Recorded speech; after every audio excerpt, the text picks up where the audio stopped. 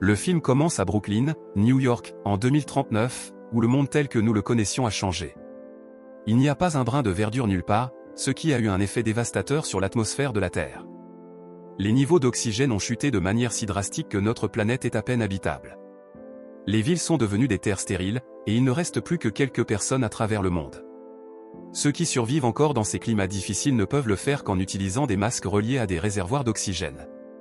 Actuellement, l'ingénieur mécanicien Darius a quitté son bunker familial pour nettoyer les panneaux solaires, principale source d'électricité. Son père est également sorti visiter une librairie voisine dans l'espoir de trouver du nouveau matériel de lecture pour sa petite fille. Le vieil homme marche tranquillement au deuxième étage lorsqu'il marche sur une planche de bois pourri et tombe à travers le sol. Malheureusement, il se retrouve suspendu à l'envers du plafond, ce qui endommage son sac à oxygène, et il commence immédiatement à s'étouffer. Près de là, Darius entend les appels à l'aide par son interphone et court à la librairie. Il tente désespérément de libérer son père du trou, mais la jambe du vieil homme est coincée fermement. Darius monte alors à l'étage et parvient finalement à libérer son père. Mais, il est trop tard, le vieil homme est décédé en raison du manque critique d'oxygène. Après un moment, Darius, dévasté, retourne au bunker où il annonce la triste nouvelle à sa femme, Maya, et à leur fille, Zora. Cela frappe tout le monde durement, surtout Zora, qui aimait beaucoup son grand-père. Nous avons également un aperçu de la vie de la famille en cette époque apocalyptique. Grâce aux connaissances en ingénierie de Darius et à l'expérience agricole de Maya, le bunker dispose de suffisamment d'oxygène et de plantes pour mener une vie relativement confortable. Darius annonce ensuite qu'il veut enterrer son père à côté de sa mère, dont la tombe se trouve dans un cimetière à environ 5 km. Zora est contre l'idée en raison des risques évidents liés au voyage. Mais Darius souligne qu'il sera en sécurité, car ils n'ont vu personne depuis 3 ans. Le soir, après que les autres se sont endormis, Darius effectue la maintenance de routine sur la machine qui surveille divers paramètres vitaux à l'intérieur du bunker. Il découvre que leur réserve d'oxygène restante ne durera que 2 mois. L'ordinateur affiche même un avertissement indiquant que le système de purification de l'air a été compromis, laissant Darius face à un choix difficile à faire. Le matin suivant, il dit au revoir à Zora et lui donne le livre que son grand-père avait pris avant de mourir. Elle le regarde partir avec le corps sur les caméras de sécurité. Au fil des jours, Zora utilise la radio pour tenter de joindre Darius. Elle raconte des histoires aléatoires, comme le fait qu'il avait prédit la pénurie d'oxygène bien avant qu'elle ne se produise réellement. Personne ne l'a cru, mais au moins, il avait eu la sagesse de construire ce bunker juste avant que la catastrophe ne frappe.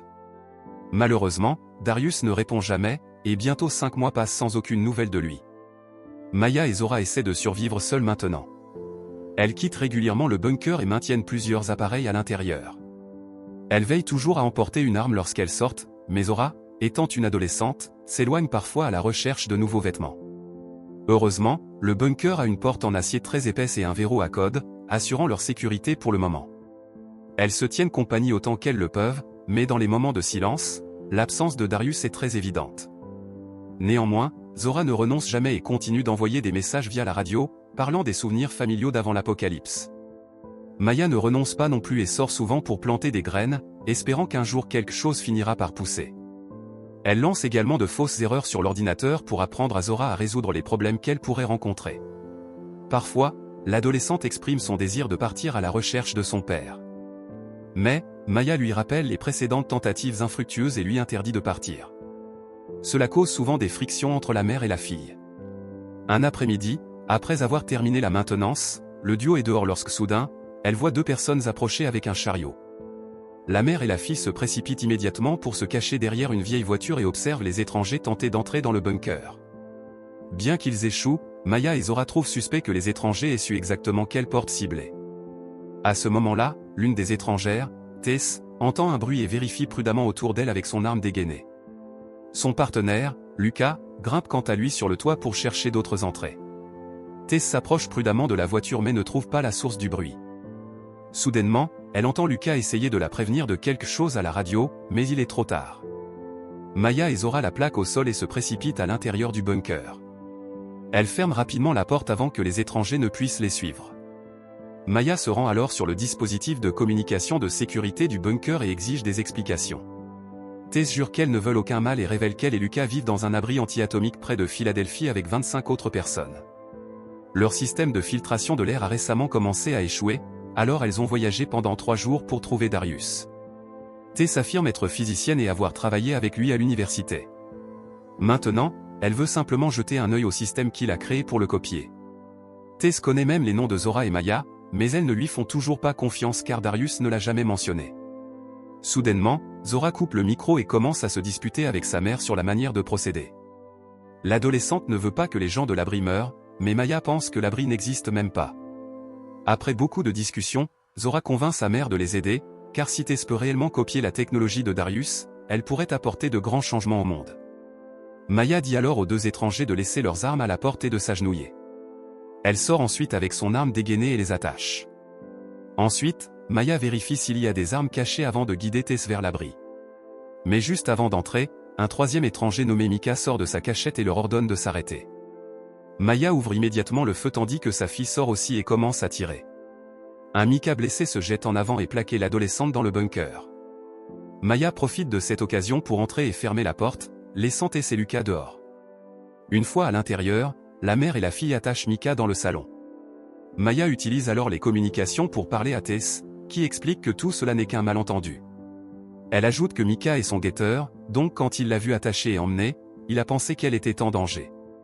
Cependant, Maya ne croit rien de ce qu'elle dit et lui ordonne de partir. Tess est furieuse de la réponse et change soudainement de ton, annonçant qu'elle obtiendra la machine coûte que coûte. Armée d'un couteau de poche caché, elle se libère et libère Lucas avant d'annoncer audacieusement qu'ils perceront la porte. À l'intérieur, Maya et Zora soignent la blessure de Mika tout en continuant de débattre sur la véracité de son histoire. Leur conversation est interrompue lorsque l'alarme se déclenche soudainement et l'ordinateur annonce que le système est compromis. La mère et la fille tentent de regarder les caméras de sécurité, mais Tess les a recouvertes de rubans adhésifs. Elle récupère aussi l'arme que Mika a laissée tomber tandis que Lucas utilise une perceuse pour faire tomber la porte du bunker. À ce moment critique, Zora a une idée. Elle attrape quelques pièces mécaniques et les assemble pour créer un petit dispositif. Elle le place contre la porte et l'active rapidement. Cela envoie une impulsion électromagnétique à travers la porte métallique et casse la perceuse à l'extérieur. Tess est furieuse que son plan initial ait échoué, mais elle refuse d'abandonner. Elle grimpe sur le toit et injecte du dioxyde de carbone dans le bunker, réduisant considérablement le niveau d'oxygène. Lorsque l'alarme retentit, Zora et Maya se précipitent pour mettre leur masque. Cette dernière sort pour s'occuper du problème, et l'adolescente reste pour garder Mika sous la menace de son arme. Mais elle se sent mal à l'aise lorsqu'il commence à parler de sa jeune fille. Après beaucoup d'hésitation, elle décide de partager un masque avec lui à condition qu'il réponde à ses questions. Mika jure qu'ils n'ont pas tué Darius et que Tess le connaissait réellement avant l'apocalypse. Dehors, Lucas est censé attendre près de la porte pour attaquer, mais il se laisse distraire en voyant quelque chose dans un garage voisin. Il traîne Tess là-bas, mais avant qu'il ne puisse entrer, le verrou d'urgence s'enclenche. À ce moment-là, Maya monte sur le toit et ouvre le feu, les forçant à se cacher pour leur sécurité. Mais le duo met également au point un plan et Tess commence à riposter tandis que Lucas court vers le bunker. À l'intérieur, l'air devient lentement à nouveau respirable et elles peuvent retirer leur masque. Mika voit que sa captrice est distraite et profite de l'occasion pour se détacher de ses liens. Pendant ce temps, Tess sort de sa cachette les mains en l'air. Elle feint de se rendre, ce qui pousse Maya à baisser sa garde. Lucas en profite alors pour lui sauter dessus par derrière et les deux se battent. Dans la bagarre qui s'ensuit, Maya se retrouve coincée dans une bouche d'aération et se fracture la jambe. À l'intérieur du bunker, Mika parvient à se libérer et lance une attaque surprise sur Zora. Il la ligote sous la menace d'une arme, mais à ce moment-là, il a perdu beaucoup de sang. Avant que Mika ne puisse agir davantage, il se sent tout à coup étourdi et tombe mort sur le sol. Quelques minutes plus tard, les deux étrangers restants découvrent la caméra tout en tenant Maya en otage. Ils menacent de la tuer si l'adolescente n'ouvre pas la porte. Sans qu'ils le sachent, le microphone de sécurité est toujours coupé, et Zora n'a aucun moyen de s'expliquer. Heureusement, elle remarque la radio de Mika près d'elle et l'attrape avec ses jambes. Zora parvient alors à établir une communication avec les étrangers et leur raconte tout ce qui s'est passé dans le bunker. Furieuse, Tess exige que Maya ouvre la porte de l'extérieur, mais cette dernière révèle qu'un badge spécial et un code sont nécessaires pour cela. Elle a oublié le badge à l'intérieur, mais il y en a un autre un peu plus loin. Maya ajoute qu'elle a une voiture en état de marche et Tess accepte finalement de partir avec elle, tandis que Lucas reste pour faire le guet. Pendant le trajet, Maya explique qu'elles vont chercher Darius. Il s'avère qu'après être parti enterrer son père, Maya a trouvé une note dans laquelle Darius expliquait que la machine ne pouvait plus maintenir l'air pur pour 3 personnes. Mais avec seulement 2 résidents, il y aurait plus de temps pour Zora et Maya pour comprendre comment faire pousser les graines. Cela signifie que Darius est vraiment mort et qu'il n'est pas revenu au bunker intentionnellement. Quelques heures plus tard, Maya localise son corps et prend un moment pour pleurer avant de trouver le badge.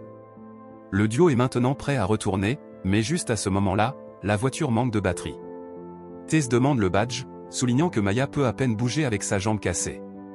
Il est hors de question qu'elle survive à un trajet à pied avec une telle blessure.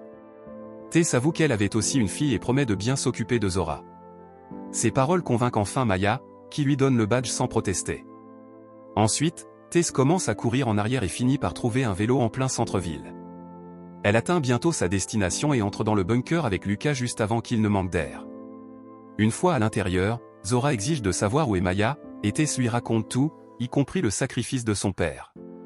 Mais Lucas n'a pas envie de discuter et menace Tess de commencer immédiatement à travailler sur la machine avec une perceuse. Peu après, elle ouvre un panneau dans l'invention de Darius et découvre un système très avancé. Elle reste un moment dessus, mais finit par admettre qu'elle ne comprend pas assez pour le recréer. Malheureusement, cela fait perdre patience à Lucas, et il finit par tirer sur Tess sur le champ. Il se tourne ensuite vers Zora et lui ordonne de lui apprendre à l'utiliser. Ailleurs, Maya est assise dans la voiture, pensant à sa famille. Elle remarque qu'il ne lui reste que 21% d'oxygène et conclut que personne ne viendra avant que cela ne soit épuisé. Tout semble sombre jusqu'à ce que ses yeux se posent sur une petite plante qui commence à pousser. Maya prend alors un risque et enlève son masque pendant une seconde. À sa grande surprise, l'air semble devenir plus pur, remplissant son cœur d'espoir. Ailleurs, Lucas jette les corps morts à l'extérieur pour se débarrasser de l'odeur. Zora le réprimande de rester ici au lieu de retourner aider son abri, mais il s'en fiche. À ce moment-là, l'alarme retentit, annonçant un problème avec les câbles. Lucas détache Zora pour qu'elle puisse s'en occuper, mais ne lui donne que suffisamment d'oxygène pour l'empêcher de s'échapper. Peu après, elle monte sur le toit et remonte les câbles, mais découvre que c'était Maya qui les avait sabotés. Après une chaleureuse réunion avec sa mère, Zora tente de retourner à l'intérieur. Mais Lucas ne veut pas ouvrir la porte car il veut voir l'adolescente souffrir. Il ne se rend pas compte que cela donne juste à la mère et à la fille assez de temps pour élaborer un plan. Un moment plus tard, l'alarme du bunker se déclenche à nouveau, et Lucas sort pour voir Zora allongée, inconsciente sur le sol. Il lui jette de la terre et commence à prier, mais il est soudainement attaqué par Maya. L'adolescente se relève également et elle court vers le bunker, mais Lucas rassemble toute son énergie et les suit. Il passe la première porte et les plaques pour traverser la deuxième, ce qui permet à l'air vicié d'entrer dans le bunker. Il exige de l'oxygène en menaçant les femmes avec son arme. Cependant, Zora lui fait remarquer que s'il tire, il provoquera une explosion. Lucas leur ordonne de réparer le problème, mais à la place, Zora et Maya sortent et ferment les portes, le laissant seul à l'intérieur. Maintenant que Lucas est seul et que l'oxygène diminue lentement, il se rend compte qu'il va mourir lentement. Il tire alors avec son arme, et l'explosion qui en résulte le tue. Dehors, Maya et Zora survivent grâce au masque à oxygène. Elle s'échappe dans la voiture que Maya avait rechargée lorsqu'elle était revenue au bunker plus tôt. Elle se rappelle alors l'histoire de Tess à propos de l'abri et traverse la ville pour atteindre le refuge. Malheureusement, les portes sont fermées, et elles s'évanouissent sur les escaliers quelques instants plus tard. Après un long moment, Maya se réveille et est choquée de se voir propre et reposée. Il s'avère que les gens de l'abri ont entendu la mère et la fille arriver et les ont sauvés. Non loin de là, Zora partage les connaissances sur la machine de son père avec les techniciens de l'abri. La mère et la fille promettent alors de travailler avec les autres survivants pour planter les nouvelles graines et ramener la végétation dans le monde.